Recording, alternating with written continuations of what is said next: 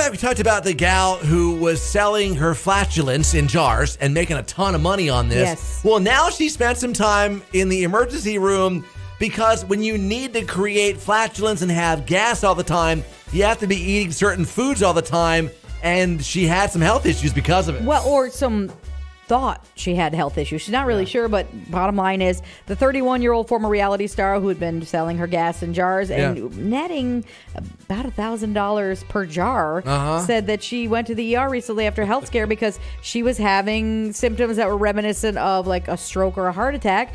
And she said that they said it's caused from the excess gas because she's always eating beans, eggs, banana protein shakes, all that and more. So she was doing 50 jars a week. Squeezing out 50 jars a week.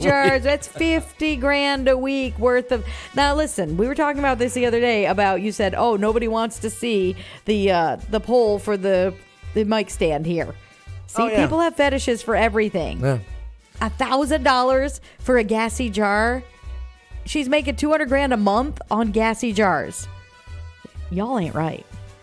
Then you got this guy. He's out golfing. Australia, it's summertime. And they're out golfing, and all of a sudden, you'd think that you'd find alligators would ruin your clubs. Only in this case, it was a crab. Yeah, the large coconut crab, which you can see pictures and videos of this online, is also called a robber crab. It climbed onto one of his friend's golf bags and then clamped onto the club and would not let go. So the men were trying to get the club away from the crab, but he used his claw to cut right through the golf club's shaft. That's how strong the claws are on this. Wow. Crab eventually left the broken club behind, scuttled off with the club cover, so it still literally stole something, kept going. Said the crab might have been attracted to old food in his friend's bag, as well. His friend isn't exactly a neat freak, so that might have been what lured him in, and he wasn't leaving without a souvenir. Beware of crabs. The robber crab.